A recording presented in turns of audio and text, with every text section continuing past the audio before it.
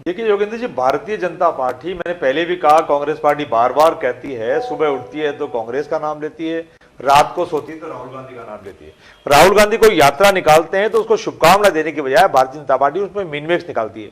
हम तो इनको हमेशा शुभकामना देते हैं। जब देश के प्रधानमंत्री कोरोना जैसे महामारी के अंदर ताली थाली बजवाते हैं तो देश उनका सम्मान करता है, क्योंकि वो देश के प्रधानमंत्री हैं। और राहुल गांधी इस देश के बहुत बड़े नेता है, कांग्रेस पार्टी के नेता है, देश में विपक्षी पार्टी के बहुत बड़े नेता है। अभी आप दीपक भी जलवाएंगे। अब दीपक भी जलाएंगे तो जलाएंगे साहब, देश के लिए दीपक जलाना, ताली बजाना, थाली बजाना कोई बुरी बात नहीं है। अगर देश के विपक्षी पार्टी का सबसे बड़ा नेता अगर देश में कोई यात्रा निकालता है तो भारतीय जनता पार्टी को स्वागत करना चाहिए, बल्कि उनकी मिनमेक्स निकाल जाए। राहुल गांधी जो बहुत अच्छा जीवन जीते हैं, योगेंद्र जी, पूरे देश ने देखा, पूरी दुनिया ने देखा। पैदल चले 4500 किलोमीटर और एक केवल टी शर्ट के अंदर, सर्दी, गर्मी, बरसात, आंधी, तूफान सब आए। मैं खुद भी झालावाड़ से लेकर अलवर बॉर्डर तक 16-17 दिन उनके साथ पैदल चला था।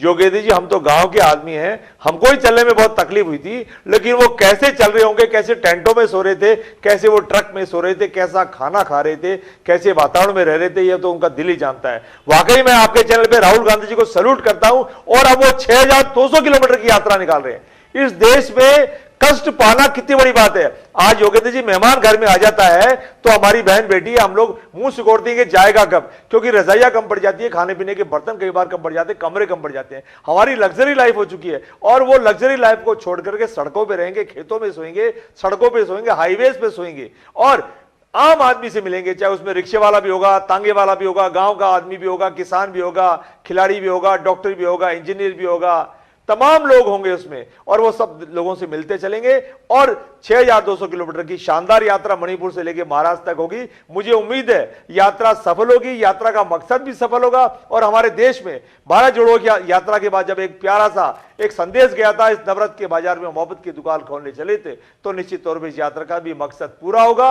और देश में एक संदेश जाएगा कि देश में एक ऐसा नेता भी है, देश में एक ऐसा बेटा भी है जिसने अपने पिता को शहीद होते हुए देखा, जिसने अपनी दादी को शहीद होते हुए देखा। भारतीय जनता पार्टी का कोई नेता आज तक शहीद नहीं हुआ, लेकिन हमने इंदिरा गांधी जी को खोया, हमने राजीव जी को खोया और आज उन्हीं का बेटा इस देश की एकता अखंडता के लिए, देश में न्याय के लिए, देश को आगे बढ़ाने के लिए आज पैदल चल रहा है। और योगेंद्र जी, 6200 किलोमीटर बोलने में अजीब सा लग रहा है, बहुत बड़ी यात्रा होगी और सफल यात्रा होगी और निश्चित तौर पे देश हमारा मजबूत होगा, कांग्रेस पार्टी भी मजबूत होगी, देश की एकता अखंडता भी मजबूत होगी और राहुल गांधी जी स्वयं भी मजबूत होंगे। और राहुल गांधी जी के साथ देश का तमाम छोटा बड़ा कांग्रेस का कार्यकर्ता बहुत ज्यादा ताकतवर अपने आप को महसूस कर रहा है। और जब इस यात्रा होगी तो निश्चित तौर पर उसके बाद कांग्रेस एक अच्छे रूप में, नए रूप में और उभर के आएगी और भारतीय जनता पार्टी को निश्चित तौर पर शिकस्त देने में हम कामयाब होंगे।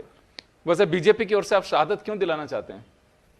योगेंद्र जी, पहले एक जमाना था 2014 के पहले एक जमाना था, वाजपेयी साहब इंदिरा जी की और सोनिया जी की, राजीव जी की सबकी तारीफ किया करते थे। एक जमाना था जब भैरव सिंह शेखावत, अशोक गहलोत जी की तारीफ किया करते थे, शाम को बैठ के चाय भी पिया करते थे, भोजन भी किया करते थे। लेकिन जब से 9 साल में जब से देश किस दिशा में जा रहा है, राजस्थान के पूर्व मुख्यमंत्री अशोक गहलोत जी भी चिंता व्यक्त कर चुके हैं कि देश किस दिशा में जा रहा है। पॉलिटिकल पार्टी हम एक दूसरे को दुश्मन मानती है।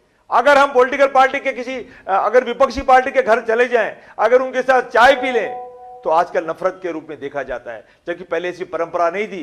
पहले सब लोग मिलते थे, विधानसभा लोकसभा में भी गप्पे शप्पे चलते थे, चाय पीते थे, भैरव सिंह जी भी पीते थे चाय, थड़ियों में बैठ के विपक्षी पार्टियों के साथ बीते थे। और बड़ी चौपड़ में भी रात को रोज पॉलिटिक्स इस तरह की हुआ करती थी कि कांग्रेस और बीजेपी के लोग बैठ के चाय पीते थे, पान खाते थे, गप्पे मारते थे और एक दूसरे को के साथ प्यार मोहब्बत बांटते थे। लेकिन पिछले 2014 के बाद पिछले 9 साल से आपने देखा है, सिर्फ नफरत करो और सबको, राजनीतिक पार्टियां जितनी भी बीजेपी के खिलाफ चल रही है उन सबको उठाओ, उनकी जांच करो, उनके घपलों की जांच करो और अगर नहीं है तो झूठे साचे कैसे भी केस बना के अंदर डालो और अगर पार्टी में आ जाए तब तो ठीक है, नहीं तुमको अंदर डालो। तो ये देश में जो नफरत का जो माहौल बन चुका है, इस पार्टी के लिए हम कहते हैं कि हम फिर भी हम शुभकामनाएं देते हैं। हमारे मुख्यमंत्री जी ने, हमारे प्रदेश अध्यक्ष डोटासरा जी ने भी अभी जो नई हमारी सरकार बनी है उनको शुभकामनाएं दी है। लेकिन भारतीय जनता पार्टी के लोग ऐसा कभी नहीं करते हैं कि राहुल गांधी की यात्रा निकाल रहे हैं, हम राहुल गांधी जी को अपनी यात्रा की शुभकामनाएं देते हैं, बल्कि उसमें मिनमेक्स निकालने का काम करते हैं। तो मैं भारतीय जनता पार्टी के नेताओं से और हमारे देश के प्रधानमंत्री